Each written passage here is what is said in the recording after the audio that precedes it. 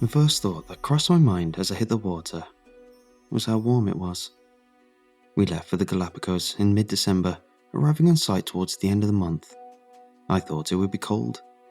December has always been a time of cold nights and long snowy days for me. So, when I broke the water, I was greeted, not by an icy wall of goosebumps-inducing darkness, but a comfortable, lukewarm ocean. I was pleasantly surprised. An unpleasant surprise followed shortly after as the radio in my ear blared to life. The voice of Anne, already grainy and hard to make out, despite being only 15 feet above me, highlighted the budgetary shortcomings of our expedition. Ground control to Kappa 1. Actually, I wouldn't be ground control, would I? Since I'm, not on the ground. What would you call the boat version of ground control? Anne asked, her new radio quickly becoming a toy in her eyes. Now hang on, why am I Kappa 1? I called back into the radio, ignoring a question that I admittedly did not know the answer to. Because Kappas live in the water, duh, she called back rather matter-of-factly, before giggling at her own cleverness. A splash was heard some distance to my left before the radio picked up again. A man's voice this time. This is Kappa 2, I'm in the water, Brett called out, our youngest member, though he'd been with the company longer than I had. You don't need to say that, I watched you jump in, Anne called, chastising. I know, just couldn't let you two have all the fun with the new radio, Brett rebutted, while I was slowly starting to regret buying the thing. Alright, enough playing around, we're wasting sunlight, came the voice of our senior, Robert. He was as no-nonsense as ever, although this was somewhat endearing of him. He always kept a cool head on his shoulders and kept us focused. Jason, move into the bell. Brett, retrieve the sea scooter and join him. We want this done before sunset, Robert directed through the radio. I wasted no time, swimming over to the large device dangling from our boat by a thick metal cable. It was almost shaped like a bell, as our nickname suggested. A large, bottom-heavy structure that narrowed at the top and widened at the bottom. It was around 7 feet tall and half that in diameter. 4 small, round windows positioned in its north, south, west, and eastmost sides, and 1 large hatch at the bottom. As I moved to climb inside this hatch, Brett joined me at my side, using the sea scooter to catch up, its light illuminating the diving chamber in the dark ocean water. I was a little jealous Robert had chosen him to pioneer the sea scooter for our company, and not me. It was a small device, no bigger than the motor of a weed whacker. At its rear were 2 handles and a small lever to pull on the right, and a button for the light on the left. Attached to these handles was the motor, a loud thing, strong enough to turn the blade to the front of the device to propel its occupant forward faster than they could swim. Just beyond the propellers, right in the center, was a large light. I could see Brett's smile showing through the thin glass of his mask as he delighted in his new toy, and we both climbed into the chamber, sealing it shut behind us while it began to build pressure. I took a seat opposite Brett, and we could feel the chamber moving, sinking through the water a few feet at a time. The water inside didn't jostle or move, but we could feel the world pulling upon us as we sank down, deeper and deeper. Robert's voice came over the radio again, growing fuzzier, but not so much that we couldn't make it out. Remember to watch your depth gauges, and don't go too deep. Those suits the NOAA lent us will get you to the vents, and maybe a little deeper. Let's not find out how much deeper. Just chart the entrance of the trench, leave your markers, and get back to the bell. Roger, roger, Brett called into the radio, and I heard Robert let out a sigh. Now, we started the wait. As the chamber sank into the depths, it built pressure to acclimatize us to the pressure of the ocean at our desired depth. That way, we could get out, do our work, and decompress in the bell instead of doing decompression stops in open water. Which was going to be nice, as decompression from this depth should take close to 14 hours. We hooked our air tanks up to the tubes in the bell, running up the cord of the bell all the way up to the surface, so we shouldn't have to worry about running out of air. I stared at the depth gauge on my left wrist, watching it tick up as it worked even from within the bell. Ticking past 1,000 meters already, it was nice to have such a fancy bit of hardware in the form of these suits. Our bell and scooter was outdated as they get, and our boat was on her last sea legs. This job could have been the start of something new. With any luck, it would lead to more business with the NOAA, and our little diving shop might make it big. Suddenly, a question shot to the front of my mind, a question I aired over the radio to our captain. Why us? My question was met with silence at first, and a funny look from Brett before he spoke up. Well, because Anne doesn't dive, she mans the ship, and Robert's too old to make it down here anymore. Careful too, you know he's sensitive. Anne teased back at us, and Robert let out what could have been a chuckle, or maybe a cough. It was hard to tell. That's not what I meant. I mean, why did the NOAA hire us for this? Don't they have divers, and divers with better gear? Divers they trust with these fancy suits a hell of a lot more than a basically unheard of diving team? There was a long silence after this. I thought maybe he knew the answer, but didn't want to say. It seemed everyone took a few moments to ponder this question, or maybe the others were waiting for our captain's response like I was. Regardless, our thoughts were interrupted by the bell jerking to a stop, causing us to swing and sway in the water before we steadied again. Brett was up first as we unhooked our tanks from the bell's umbilical, his hands cupped around his eyes at the window, searching for whatever it was we came here for. No, that can't be right, he mumbled to himself before beginning to undo the hatch. I moved to the window to see whatever it was he saw, but I saw nothing. An endless expanse of dark water lay before me. At least, I think it did. It was dark, and I couldn't make out much. What is it? I don't see anything. My eyes didn't leave the window as I asked, waiting to see some colossal beast swim by, or some ravaged sea life. My mind starting to swim as I waited for his answer. He didn't reply, not until he had left the bell, ducking out into the water and drifting just below the hatch, floating motionless in place as he looked out at the surrounding ocean, the lights of the bell finally clicking on, revealing more of the nothingness around us. That's the problem. Check your depth gauge. And I did as he instructed, reeling at our depth. We were 2,600 meters below the surface, the deepest anyone had ever gone without a submersible. The vents, he started. We should have hit the floor 50 meters ago. This can't be the right place. The hydrothermal vents are gone. He sounded angry and a little confused. Robert called to him over the radio, trying to calm him down. Brett, it's a newly formed trench. The vents are still there, just moved. If you get back into the bell, we can adjust the position until we find the edge. It shouldn't be more than a few dozen meters away. Brett ignored him, swimming away from the bell now. Brett, I called out, stay near the bell. If you get lost down here, we'll I was cut off before I could finish. Brett started to shout into the radio, turning his sea scooter on and propelling forward, with me following along against my better judgment, trying to keep a mental note of where the bell was. No, this is impossible. The edge isn't a dozen meters away. There is no edge. This trench is massive, a trench this large forming and so close to land. There should have been tsunamis and earthquakes. This kind of damage doesn't just happen without anyone noticing. We were at 2,700 meters and getting deeper by the second as he searched for the ocean floor. Comms were quiet for a few moments before Anne spoke up. Brett, it's okay. I need you to get back to the bell. We'll figure this out, and I'm sure the NOAA have an explanation for what happened here. She spoke soothingly, and Brett slowed, coming to a stop at 2,750 meters, with me just a few behind him. He took in a breath, looking around the expanse of ocean before us. He'd always been more of an environmentalist than I. I can't imagine how seeing such an important part of sea life cease to exist must have made him feel. I put a hand on his shoulder, trying to guide him back. Come on, let's get back to the bell. The sooner we get this done, the sooner we can get answers. He looked back at me, his face betraying how upset he was as he tried to sound calm. He didn't look angry anymore, just sad. Maybe that was worse. Yeah, okay, he spoke softly and with a sigh, starting to position the scooter to take us back. When suddenly we saw something. What is that? Brett asked, his tone curious as a small dark object slowly floated up towards us from the chasm below. It looks like a fish, he offered, and he seemed to be right. A small, skinny fish was floating up between us, at our legs now. Robert's concerned voice came over the radio, each word dripping worry. "What do you see? Are you two alright?"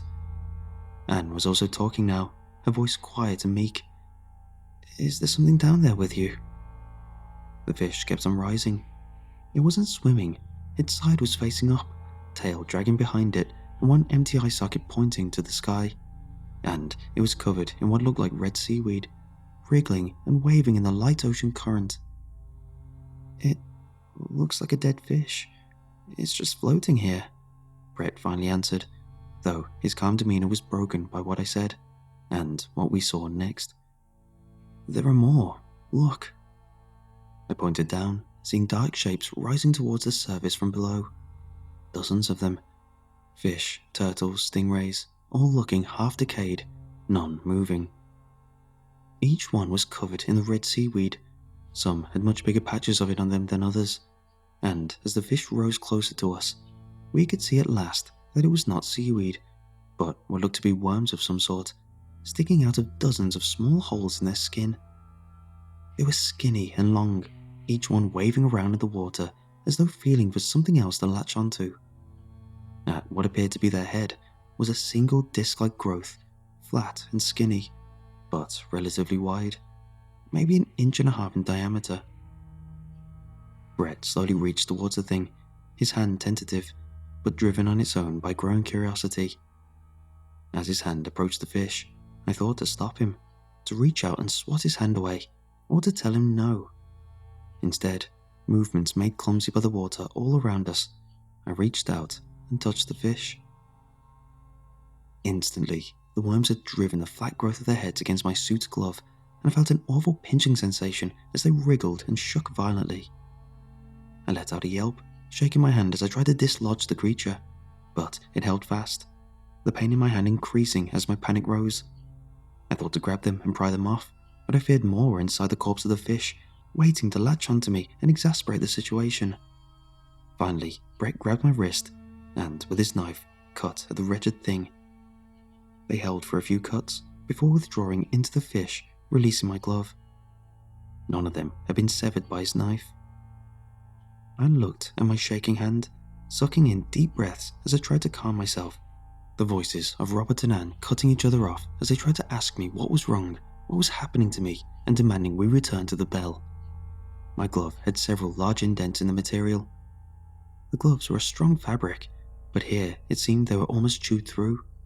Long, cut-like scrapes in a circle moving towards the central point where each of the worms had held onto me. Brett's voice came over the radio, the other two resigning to not getting an answer and clearing the comms. "It's alright, they didn't get in. Captain, there are some sort of worms living in the dead sea life down here, definitely unfriendly. We're going back to the bell, get ready to take us up." "I'll get on the radio with the Coast Guard, and man the crane." Robert's voice was stern and commanding. It was comforting to have someone sound collected and in control of the situation. Looking around, dead sea life was all around us, slowly moving past as they floated for the surface. It was like a swarm of jellyfish. We didn't want to get close and touch any of them, but if we didn't move, more would float up and surely touch us. Looking around, I didn't even know where the bell was. We had left it so long ago, and orientating yourself in the open ocean was like spinning around in a pitch-black room and then trying to find the bed. "Where's the bell?" I asked, more to myself than anyone else. Anne and Robert couldn't help us reach it. The best they could do was keep it in place and hope we see the lights again. "We have to go back the way we came. Just go nice and slow, and I'll use the scooter to push them out of the way." Brett presented his plan, and it sounded like a good one. He moved in front of me, using the light of his sea scooter to shine us a clear path, and turned the engine on. That was a mistake. Once the engine turned on, the sea life stopped moving, each one close enough for us to see them stopped dead in their tracks, no longer drifting towards the surface. "What the hell?" Brett choked out, before slowly but surely, each decaying fish began to move towards us. Where before we had a path, we were now slowly being closed in on by a mass of dead animals, worms reaching with all their might towards us. Brett's voice was scared now, lacking the determination his plan had afforded it before. "Captain, they're coming towards us. We can't slip past, not this many," he cried out, pointing the light of the scooter around like it was some sort of gun to hold them back. Not like they responded. They crawled on, moving closer and closer. "Stay calm, son. There has to be a way out. Just stay calm and keep looking around. There are Coast Guard ships on the way now," Rob assured us over the radio. I knew it wouldn't matter. Even if the Coast Guard were here right now, they could never make it to these depths. Not without our suits. Maybe with a submersible. But then what would they do? Ram the things out of the way? I kept this to myself, not wanting to upset Brett any more than he already was. I needed him to come up with a plan like before. Some way to get us out of here. It struck me then. If I were wrong, well, we wouldn't need the sea scooter anyway. I reached out and grabbed it, pulling it away from him. "Hey, don't you leave me here," he cried out, fear in his eyes as he held tight. But it didn't matter. I was bigger than him, and after a brief tussle, I had the scooter. I pointed it away from us, turned the engine up to medium, and let it go, watching it drift away from us. "What are you doing?" Brett demanded, grabbing my shoulder and spinning me around to face him. "We needed that. You've killed us both." Around this time, the first fish drifted past us towards the direction of the sea scooter. He let go and turned around. We had to dodge them a bit, but they were moving past us, leaving us alone. I think they were drawn to the sound. When you turned it on, they came towards it, so I turned it up and sent it away, I explained, trying to keep him calm. "Well, you could have just said that, asshole." He was still angry, but too relieved to hold on to it. He turned, and we both started to swim, making our way to where he claimed the bell was, careful to avoid the sea life that hadn't been close enough to notice the sea scooter. With each passing meter, I grew more concerned. If this was the wrong direction, we were only getting ourselves more lost. And these things, these dead things, were still here with us, a little more spread out, but they were here, and I was worried more would come, and it would become too dense a group to swim through. As my fears began to bubble to the surface and form words in my throat, my thoughts were interrupted again when Brett shouted over the radio. "There it is, the light! I can see the bell!" I swam a bit faster, straining to see what he saw, and sure enough, just ahead, there was a light. He swam towards it, fast, waving his arms and breathing heavily as he raced for it, ignoring the fish floating around him and rushing for the bell. As we got close, I began to notice something. There was something big just below it. "Brett, stop, there's something there," I tried to call, but over his frantic breathing, the radio was too garbled for him to understand. Maybe he thought I was celebrating as well. I should have tried harder, yelled louder, something. But I didn't. I didn't think he would be able to hear me, and as he neared the bell, the thing below rose into the light, coming into view and freezing him in his tracks. It was a whale. A huge, humpback whale. But this one wasn't dead, and it wasn't drifting, though just barely. It had huge holes all along its left side in tightly packed clusters. The skin they clustered on was swollen and infected, the holes leaking a dark fluid into the water. Its body was lumpy, long tubular growths protruding all down its back into its tail, and these bumps wriggled and moved, twitching and causing the body to move along with them. One of its eye sockets was empty, and the other eye, while still there, had a large hole in it with a huge worm sticking out the front. It slowly approached Brett, its one big eye locked onto him as the worm reached for him, both of us frozen in shock. As it neared him, the whale let out an awful sound, a groan of pain and anguish as its mouth was pushed open by a mass of worms inside.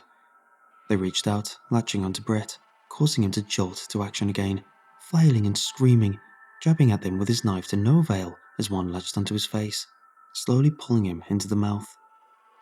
He screamed into it, screamed and cried and fought for all he was worth.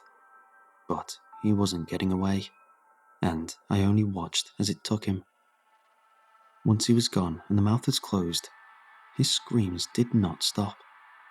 They kept coming over the radio, drowning out anything anyone else might have to say. The whale then slowly sank, leaving the light of the bell and vanishing into the darkness. I wasted no time swimming for all I was worth, looking at the bell and hoping that maybe if I didn't look, I wouldn't have to see it rising to swallow me too. But it didn't swallow me. It didn't return as I swam into the bell, didn't attack me as I sealed the hatch and pressed the button to return me to the surface, and it didn't rip the bell from the ship and sink me into the ocean floor as I waited for the bell to slowly rise out of the depths. But he did scream. He screamed the whole way, and as he did, his screams slowly became groans of pain, muffled by whatever it was that had him. And just when I thought I couldn't take the screams anymore, he spoke. He begged not for his life, not for rescue, not for me to come back and save him. He begged me to kill him, pleaded with me in a voice so weak and with breath so raspy, breathing wheezily, unnaturally. He pleaded with me, and with God, and with the devil to kill him and free him from the pain he suffered.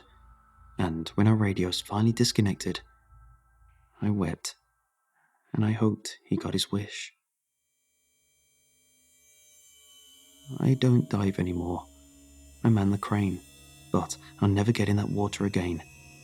I'd leave, say goodbye to this life and to the water forever, but I can't do that to Robert and Anne. I can't leave them and this business behind after what we went through together.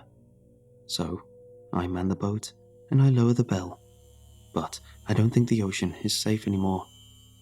Because sometimes, on long jobs during the late night on the water, our radio will pick up something. It's always staticky and hard to make out, but I know what it is. He's still begging us to kill him.